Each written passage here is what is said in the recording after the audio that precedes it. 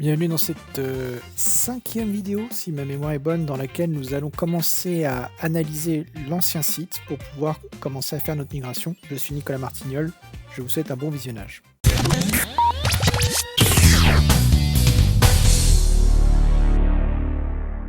Alors, qu'est-ce qu'on a là sur notre écran? Déjà, si j'affiche, ça serait mieux. On voit l'ancienne application Devoxx France qui tourne sur ma machine en local. Et j'ai préparé un prompt que je vais vous présenter rapidement qui va nous permettre d'expliquer comment on achète une place. C'est relativement simple. On a 5 écrans. Je viens de faire un test et ça a l'air de fonctionner. Et donc, ce que nous allons faire, c'est que nous allons demander à CloudCode, en vérifiant que notre serveur fonctionne. Donc voilà, là, déjà il manque quelque chose. On va demander à CloudCode de naviguer sur le site, de prendre chacun des écrans en capture d'écran, et aussi de décrire chacun des 5 étapes. Donc ça va pas prendre beaucoup de temps, vous allez voir, c'est relativement simple. Avant ça, ce qu'il faut que je fasse, c'est juste réinstaller Browser MCP parce que je ne l'ai pas installé sur ce projet-là. Donc ce que je fais, c'est que je reprends dans mon historique ma ligne de commande et je le fais. Voilà, je relance mon CloudCode. Donc on part de zéro là. Il n'y a pas de conversation. Et on va utiliser ici Browser MCP donc pour pouvoir se connecter. Je vous propose d'abord de lancer le prompt et après on va regarder ce qui se passe. C'est parti. Hop, voilà. Alors ce prompt, qu'est-ce que je voudrais faire? Ce que j'aimerais en fait, c'est que je voudrais que CloudCode me crée un prompt que je vais ensuite mettre dans l'autre application qui est en Go. Donc là, j'essaye ça, j'ai jamais fait ça. Et donc là, ce que je lui dis, prépare-moi un prompt qui décrit les différents écrans qui permettent d'acheter des places pour Devoxx France. Voilà. Et du coup, alors, on va lui dire qu'il a le droit de faire ça. Hop, c'est parti. Et donc, ce que je souhaite pour chaque écran, j'espère que ça va être suffisant, c'est d'avoir une description de l'écran et d'avoir les champs importants et surtout de prendre une capture d'écran. Et ensuite, ce que j'ai fait, c'est que j'ai décrit tout simplement qu'est-ce que c'est qu'acheter une place pour Devoxx France. Alors, ce qui est intéressant, c'est que ce prompt, je vais essayer de faire ça, c'est que je l'écris en français. Et j'avoue que c'est plutôt une première, on va voir ce qui se passe. Donc là, vous voyez derrière moi, il clique et il va faire une commande si tout va bien. Donc on va regarder ce qui se passe sur l'écran de droite. On devrait voir notre copain commencer à remplir les champs s'il a compris. Alors j'avoue que là, c'est un peu poussif parce que je dois valider chacun des champs. J'espère que ça va aller un peu plus vite. Le temps, c'est de l'argent. Jean Dupont, parfait. Acheteur français. Déjà, t'as oublié de mettre une adresse email. Ça commence pas très bien tout ça. Ça commence pas très bien. Bon, vas-y, affiche aussi mes numéros de téléphone, t'as raison. C'est pas grave, on coupera au montage. C'est pas grave. Et il met comme une adresse email. Et il adore montrer les adresses mail que j'ai. Voilà, donc il clique sur enregistrer. Ensuite, alors c'est les prix de l'année dernière. Donc ensuite, qu'est-ce qu'il va faire? À l'étape 2. Alors l'étape 2, qu'est-ce que je lui ai demandé de faire? Je lui ai dit de configurer les différentes quantités pour les 3 types de places qu'on voit à Devoxx France, d'essayer de vérifier que le calculateur fonctionne bien, et quand il sera content de valider. Donc là, c'est ce qu'il est en train de faire. Et on va voir si ça fonctionne. Alors j'aime bien parce qu'il laisse une place à 0. Moi j'aime bien qu'on remplit pas forcément tout. Parfait, le montant s'est recalculé. Je vais maintenant cliquer sur valider et passer à l'étape suivante. Donc là, on arrive sur l'étape 3 du cycle de vente. Il va falloir remplir les infos de facturation. Donc moi, à chaque fois, ce que j'ai fait, c'est que, et donc ça prend du temps, hein, j'ai décrit ce qu'il y a sur l'écran et je lui ai dit réellement comment tester. Donc je lui ai dit, tu cliques sur ça, tu fais ceci, tu fais cela. Et là, vous le voyez, il est en train de le faire pendant qu'on regarde l'écran. Je fais ça dans le secret espoir qu'ils comprennent tout le workflow. Et donc là, j'ai pris une approche qui est peut-être un peu étonnante, c'est que au lieu de partir de la base de données, d'écrire les services sous la forme d'API et ensuite l'écrire à l'interface utilisateur, je vais faire les choses dans l'autre sens. Je vais partir des écrans avec l'expérience utilisateur que je souhaite. Ça va être un peu différent dans la nouvelle application. Mais la contrainte, c'est qu'à la fin, je veux qu'au niveau de Redis, on se retrouve avec exactement les mêmes objets que cette interface-là. En fait, je voudrais que la nouvelle registration que je suis en train d'écrire en Go génère exactement les mêmes objets. Pourquoi je fais ça? Bah, parce que si ça se passe pas bien, je vais pouvoir réactiver en quelques secondes l'ancien site d'inscription et on va pas hypothéquer ce qui se passe avec Devox France si la nouvelle version venait à ne pas fonctionner correctement. Il est en train de remplir ça. C'est agaçant cette complétion là. Je sais qu'on peut la désactiver. Bon là évidemment je l'ai activée parce que je trouve que c'est intéressant quand vous faites ça. Alors est-ce que tu connais le numéro de TVA? Très très bien. Est-ce qu'il est valide? J'en sais rien. Je dirais que non, mais c'est pas très grave. Et voilà. Non merci. Voilà. La demande d'inscription est enregistrée. Alors en vrai, pour les gens qui ont déjà acheté des places pour Devox France, ça va beaucoup plus vite. Et là, normalement, on peut payer par carte bancaire. On fera la partie paiement bancaire dans une autre vidéo. Là, on va juste se contenter de faire les écrans.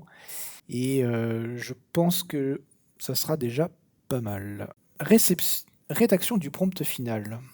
C'est vraiment curieux de le voir écrire en français, hein. J'ai vraiment pas l'habitude. Mais bon, en même temps, ce qui est intéressant, c'est que ça reste léger. Allez, on va accélérer un petit peu jusqu'à ce que le prompt soit prêt. Parce que là, on est déjà à 240 secondes et à 3900 tokens. Les tokens, c'est quoi? Bah, en fait, à chaque fois que vous posez une question à Claude et que Claude vous répond, et qu'ensuite vous reposez une nouvelle question dans la même conversation, donc ça, c'est ce qu'on appelle un contexte. Et les tokens, c'est un ensemble, c'est vos questions et les réponses. Et en fait, c'est l'ensemble de la conversation que vous avez. Et quand, par exemple, vous lui demandez de regarder des fichiers, bah, Claude va prendre le code source de ces fichiers-là et va les rajouter dans le contexte. Et jusqu'à remplir le maximum de ce contexte. Ah, il a terminé.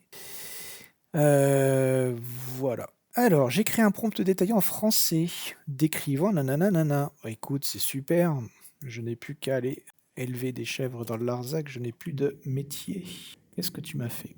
Alors, workflow d'achat sur le site d'inscription d'Evox France. Ce document décrit blablabla, page d'accueil. Oui, bon, là, ça sera évidemment différent. Ok. Copain, t'as pas oublié de prendre des screenshots, là? Où est-ce qu'ils sont tes screenshots? Peut-être un problème de Markdown. Ah non, ils ont l'air d'être là, mais je ne vois pas les screenshots. Ça m'inquiète. C'est dommage, tu vas devoir recommencer. Désolé, je peux pas écrire en français, c'est juste contre... Alors, un petit truc là qui est intéressant, vous voyez, une ligne sélectionnée sur IntelliJ, parce que le plugin Claude Code qui est dans IntelliJ, si par exemple vous sélectionnez un truc qui vous semble bizarre et que vous voulez que Claude Code analyse cette partie-là, c'est vachement pratique. Les captures d'écran n'ont pas été sauvegardées en tant que fichier image séparé. J'ai pris les captures pendant la navigation, mais je ne les ai pas exportées. Je vais créer cela. Bah ouais, en fait. Ouh, aïe, aïe, aïe, aïe, aïe, aïe. Alors ça, intéressant. Il peut pas directement sauvegarder les images que Browser MCP prend. Ah, je suis très déçu. Je pense que je vais renvoyer Claude Code. Je mettais tout l'espoir. Je pense que c'est des problèmes de sécurité aussi. Mais bon, bah du coup, c'est un peu tristouné. Il va falloir que je trouve une autre façon de faire. Mes screenshots. Mhm. Donc là, ok. Alors, cible de prendre des captures. Bon, je me mets à écrire en français, je sais plus où est-ce qu'on va là. Je suis un peu étonné. J'aurais bien aimé qu'ils prennent des screenshots. Parce que là, sinon, ça va pas être cool. Même si... Donc là, qu'est-ce que je fais? Je demande en fait à Claude Code de regarder les capabilities du serveur MCP. Donc les serveurs MCP répondent à différents... enfin, un serveur MCP, ça a une interface standard et notamment, il y a un moyen de demander les capacités de ces serveurs-là. Et donc là, Browser MCP, qu'est-ce qu'il peut faire? Il peut naviguer, aller en avant, revenir en arrière. Il peut prendre des snapshots. Ouais. Il peut cliquer, il peut se balader, il peut attendre, il peut même aller récupérer les console logs, ça c'est pratique pour les erreurs JavaScript. Et il peut prendre un screenshot. La fonction browser, ok. Donc a priori, browser screenshot ne peut pas faire ce que je veux. Et donc, je ne pourrais pas utiliser browser MCP pour faire ce que je veux. Eh ben écoutez, c'est pas grave. Parce que en fait, j'ai normalement une extension qui me permet de prendre tout ça là sous la forme d'une image. Donc je vais la réactiver et je reviens tout de suite. Alors, on se retrouve quelques instants plus tard. Sur Chrome, j'ai installé tout simplement un outil de capture d'écran qui permet de prendre l'ensemble de la page. Donc, c'est ce que je viens de faire là. Et je vais tout simplement faire mes captures et puis les mettre de côté.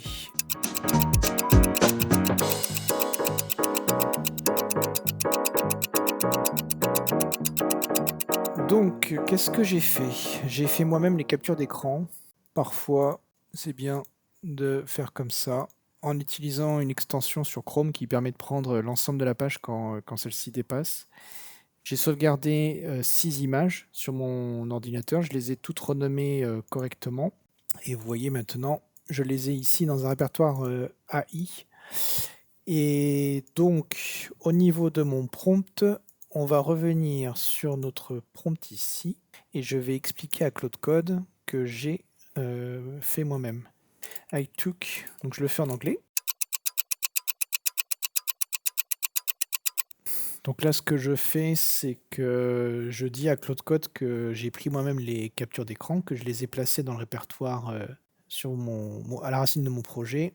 Et je lui dis, bah, tu peux, s'il te plaît, examiner ces différentes images. Et puis, tu peux juste me renettoyer mon fichier Markdown pour que cela soit bon.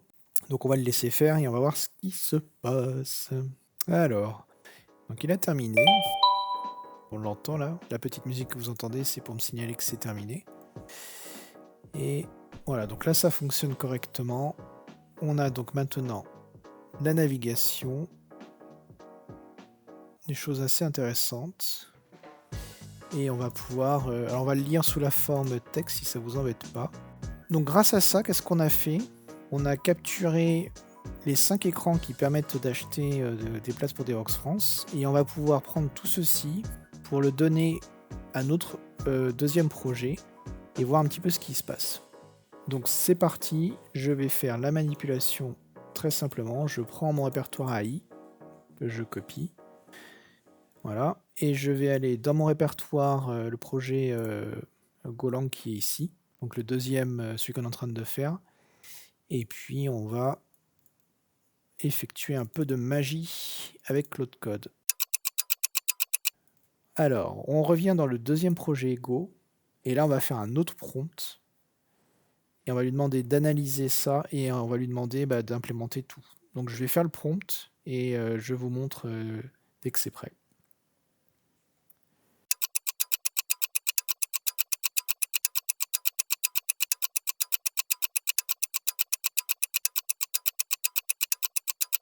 Alors, on va prendre ce prompt-là et c'est parti.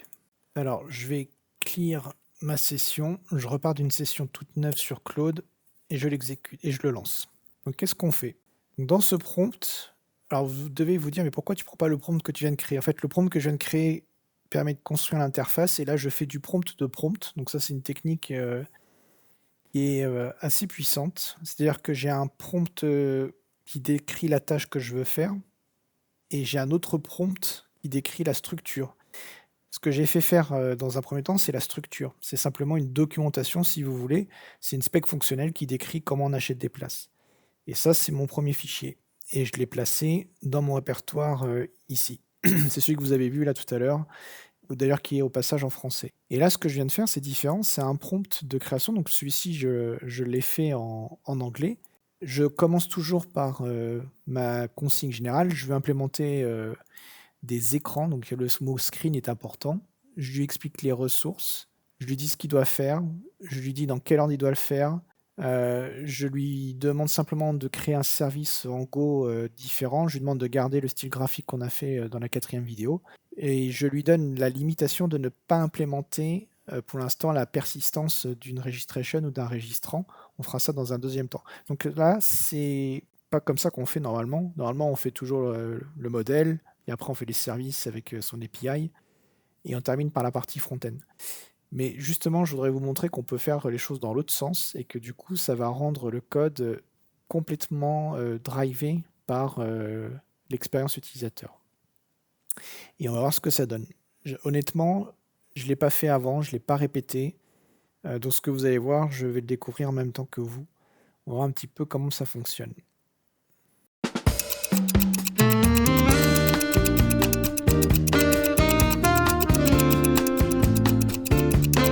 Il va un peu plus loin que ce que je lui ai demandé. Du coup, je suis encore plus curieux de voir le résultat. Mais c'est marrant. Ce que j'aime pas trop là, c'est que tous les templates se retrouvent à la racine. Alors, il est en train de bosser, puis quand il aura terminé, de toute façon, on va entendre une petite musique. Donc on peut continuer, enfin, on peut commencer à regarder le code. Qu'est-ce que tu fais? Alors, il fait un truc que j'aime pas du tout, c'est que il met de la logique côté front-end, ça on verra plus tard, mais c'est simplement parce que je lui ai pas donné de restriction, je lui ai pas interdit de faire quelque chose, donc il va prendre peut-être la façon la plus idiomatique de faire certaines choses. Je vais voir comment ça fonctionne.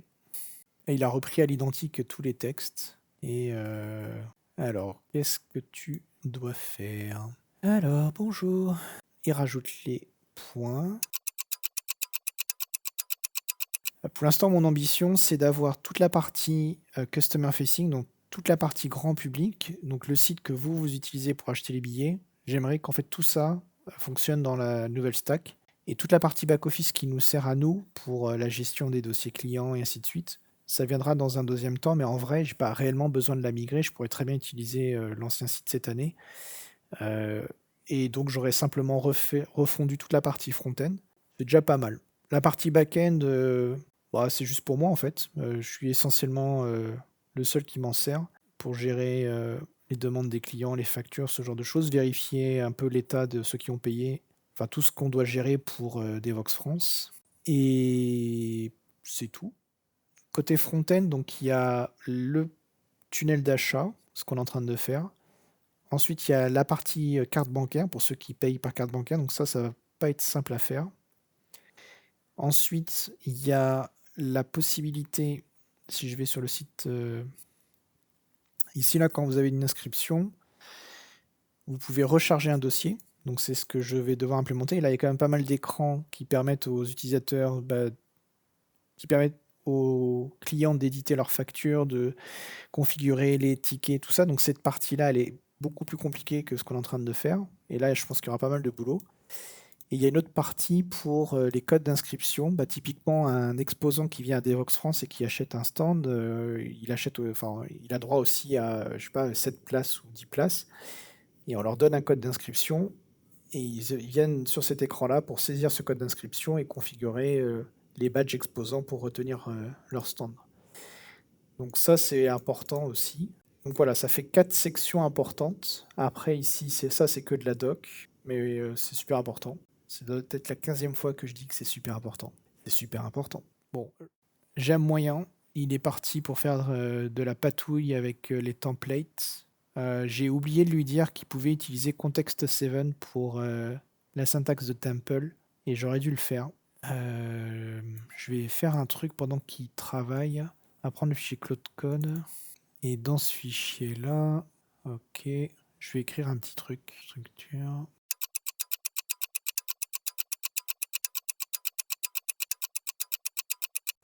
Donc là, ce que je lui demande...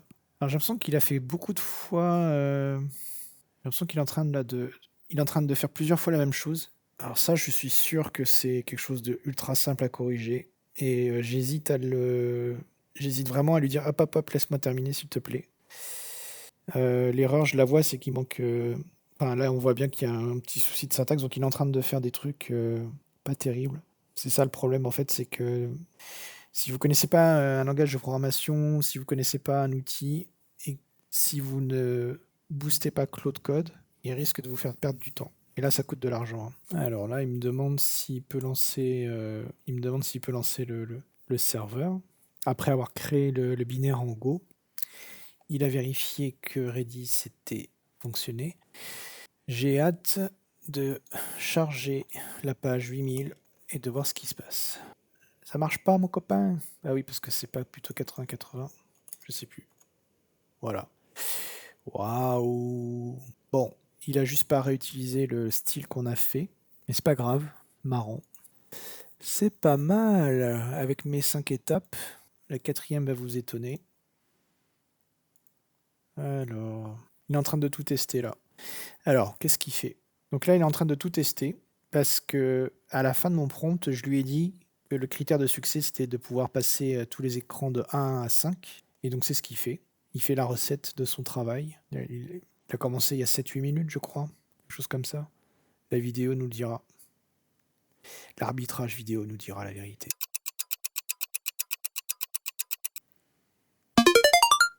Alors, ça y est, il a terminé. Résumé.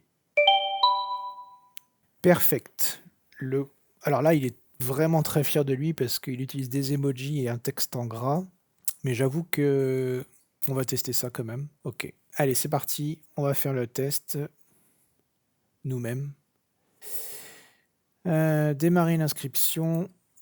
Je serai obligé de flouter ce que vous voyez à l'écran. Désolé pour l'adresse. Nicolas Martignol. Je suis un petit peu obligé de flouter tout ça parce que je n'ai pas trop envie de recevoir des messages non sollicités. N'est-ce pas? Pareil sur mon numéro de téléphone. Si tu pouvais ne pas mettre mon numéro de téléphone, ce serait vachement mieux. Voilà. Je clique sur enregistrer. J'aime beaucoup. Enfin, c'est beaucoup plus joli que ce que j'avais fait en 2014. Après, ça ressemble pas du tout à Devox France, donc on va mettre un gros coup de peinture par-dessus ça. Alors, ok, donc là, c'est calculé en temps réel. Donc, c'est cool. Super, super, super. Donc, le calculer le montant ici, il sert plus à rien. Et si je mets 101 places... Voilà, je l'embête peut-être un peu. Bon, attends, on va juste se calmer. Valider et passer à l'étape suivante. Attention, votre réservation n'est pas terminée. Ça me plaît bien. Ça me plaît vraiment, vraiment bien. Si je fais modifier, je reviens bien ici. Donc si ici j'en mets 5, là j'en mets 3 et là j'en mets 1. 5, 3, 1. Ok, c'est pas dans le même ordre, mais c'est bon. Ça, c'est cool. Franchement, Claude, tu me bluffes. Alors, ici, on va faire la société Quantix. Info à devox.fr. Purchase order, gna gna gna. Toc, une adresse, peu importe laquelle, on s'en fiche. Oh là là, qu'est-ce que c'est beau. Qu'est-ce que c'est beau. Franchement, une petite larme d'émotion. Confirmer et mettre le bon de commande. Aïe aïe aïe aïe aïe aïe aïe. Bon, bah c'est bon. Il reprend tout. Il reprend tout. C'est même super mieux que ce que moi j'avais fait en 2014. Alors là, je suis vraiment bluffé.